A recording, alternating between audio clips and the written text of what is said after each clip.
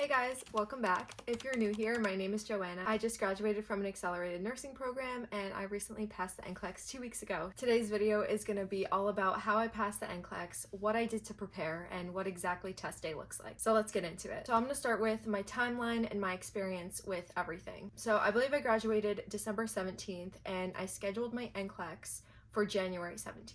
I made sure not to wait too long because then I would lose motivation to study and I didn't want to start forgetting material. So I scheduled my NCLEX a month from graduation. The way this all works, at least in Connecticut with the licensure, you have to apply through the Department of Public Health. Once the state gets your transcript, then they will send you an approval. It's called an ATT. It pretty much approves you to schedule a test date. So you have to wait for that in order to schedule a test date. That was something I was kind of worried about, like when can I schedule my test date? When will I be able to know when exactly I'm taking the NCLEX so I can really start studying? You don't know until you graduate. Once you get that ATT in your email, you can go on through Pearson VUE, I believe, and you can schedule your NCLEX. So there were tons of appointments available. There's tons of locations, so that wasn't really an issue. One thing I would recommend is that you don't take the test on the weekend because they process the results during business hours. So that is weekdays only. So I took my test on a Wednesday and I heard back Friday morning. If you take your test on a Friday, Saturday, you're not going to hear back until maybe Monday or Tuesday. So that's just something to keep in mind if you want to know your results as soon as possible. That brings me into what you need for actual test day. The only thing you need to bring is a form of identification, whether that's your license or your passport. You get to pick. That is all you need. If you do bring your phone, you're gonna have to lock it up, and they give you like this special sealable bag where you can't break the seal, obviously, during the whole test. It's locked up in a locker with all of your other belongings, but the phone specifically is something that has to be sealed. If you want to avoid all the trouble, just don't even bring your phone in. Really just bring your license and maybe some water if you want to keep that locked up if you want to take your break in between the test, but a lot of people didn't do that. Another thing that was kind of strange is that you have to take out some of your jewelry. So you can't wear any necklaces. Earrings were fine, but necklaces and bracelets you had to take off, especially smartwatches. You can't have those. You can wear really anything you want. I wouldn't wear anything too bulky like sweatshirts or anything because they do like pat you down a little bit just to make sure you're not hiding anything. But I think I wore leggings and a sweater. I would arrive 15 to 30 minutes early just because you want to make sure you're not rushing there. You have to be there for the whole introduction. They go over paperwork. They go over what each person has to do. So you get your palm vein scan. You have to get your picture taken. They read you the directions. You have to approve them. So it's kind of a long process. I would just get there as soon as possible. I think I got there 20 minutes early. You get these noise canceling headphones, which I love because noise distracts me so much. So that was something I really appreciated during the test, except for the fact that I could hear my own heartbeat when I was getting so nervous, especially when I was close to 85 questions and I wanted the test to shut off. I heard my heart and it was beating out of my chest. But it was good because you couldn't hear anyone else coming in and out of the doors. People take their breaks.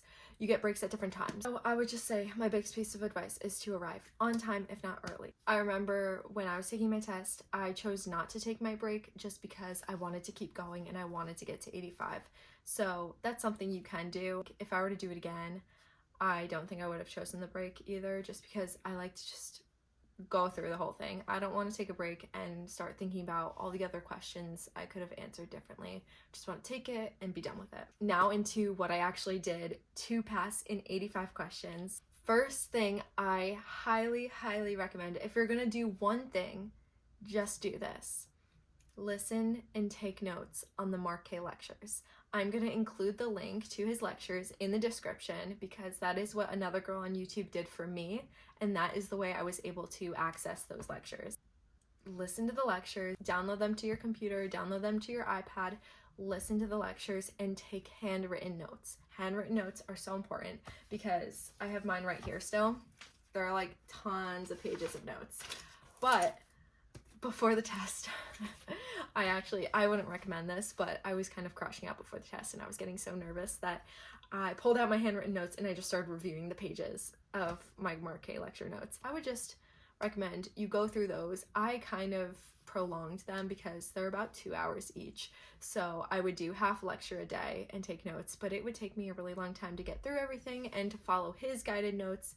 It was a lot on top of doing practice questions. So leave yourself enough time to listen to at least half of his lectures every single day. There's 12, so that means 24 days to listen to his lectures. The next thing I used was Archer. I did not purchase the SurePass package. I just purchased I think it was the 6-week package where you just got access to the online lectures and then the 1,000 and something question bank for practice questions, readiness assessments, and CAT assessments. So the CAT assessments are computer adaptive tests. That is what is going to mimic your NCLEX. I took about 5 of those, and it'll give you a result at the end of it if you passed or if you didn't pass. I passed on all of those exams that I took, which helped raise my confidence level when taking the exam. Readiness assessments, they will rate you something like low, high, very high. I got about 5 or 6 very highs, and then I got 2 highs. So those 2 highs made me really nervous, but still it was a passing score. So I did feel pretty confident going into the exam. I would recommend Archer. I think that the rationales are perfect. They give you clippets of their lecture videos to rewatch to help your understanding of the topic that maybe you didn't get correct. I know a few people who used UWorld and they liked that, but for me personally, Archer was the way to go. I used Archer for the full 4 weeks I was studying, so that worked for me. Archer, on their website, they have like a 3-week study plan calendar. I tried to follow that, but their lecture videos were just way too long and I couldn't get myself to get through those lecture videos and take notes on them. So I didn't even do that. I just did their practice questions and I was completely fine. But if you do want that extra review of certain topics like acid-base balance, fluid, electrolytes, then you can go in and watch those specific lectures on Archer. And the instructor is really great. She makes things easy to understand. So that's just another resource you could use. I did notice that some of the questions I would get wrong would be on the same topics. So what I would do is I would go onto YouTube and I would watch Simple Nursing explain that topic or Registered Nurse RN. I think that as long as you study and you do practice questions, you will be fine. Another thing that helped me study was exactly how to answer these specific formats of the next gen NCLEX. So in the select all that apply, when you have to check multiple boxes, if you check a wrong answer, it subtracts from your score. So if I were to pick a correct answer and an incorrect answer, my score would be 0. But if I were to only pick the one answer I knew was correct and I didn't know about the other few, I would get 1 point. So I would say that if you are sure about one answer, pick it. But if you're on the fence and you're kind of unsure, you don't know if it's correct, but you kind of think it's correct, just don't even choose it. Just don't pick it. And then it won't subtract from your score. At least you'll get 1 of those points. So that was like the biggest thing I had to learn when I was doing practice tests because I kept ending up with 0 points. They won't do like minus points, but they'll just get you to 0. So I would end up with 0 points on that one question. Even though I would get 2 right, I would get 2 wrong because I chose 2 other answers that weren't actually correct. I would say that if you do get to 85 questions and the test continues, don't get discouraged because that just means the test needs a few more questions from you to determine if you're going to be a safe nurse. So try your best. Go all the way through to the 150 if it gives you that option. Expect the test to be 150 questions. When you sit down to do practice tests or practice questions, I would say practice doing some of them to 150 questions instead of just the 85 because that'll better prepare you for test day if you do end up going to 150 questions. I would also say make sure that you take some days off. For me, I took most of the weekends off. Sometimes I would do a few practice questions here and there,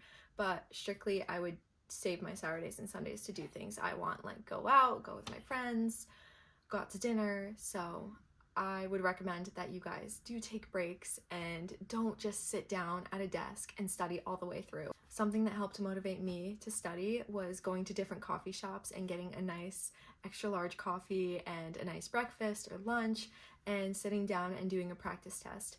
Just a different environment was so much better for me because I could not spend another second sitting at my desk in my room, looking at my screen, doing the same style of studying. That was just way too tedious for me and I think I would go crazy.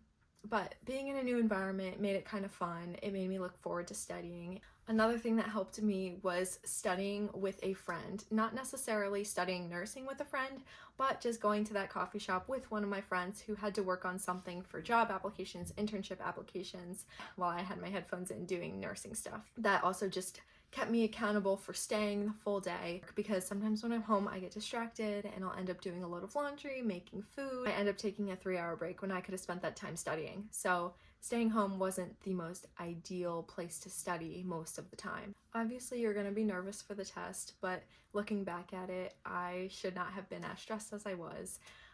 I think that if you can make it through nursing school, you can pass the NCLEX. So I wish you guys all the best of luck. You're gonna do so great, and I can't wait to hear about your experiences passing the NCLEX and starting as a new grad nurse. If you guys like this type of content, if you want to hear more about my experience with nursing school, please comment down below and like this video.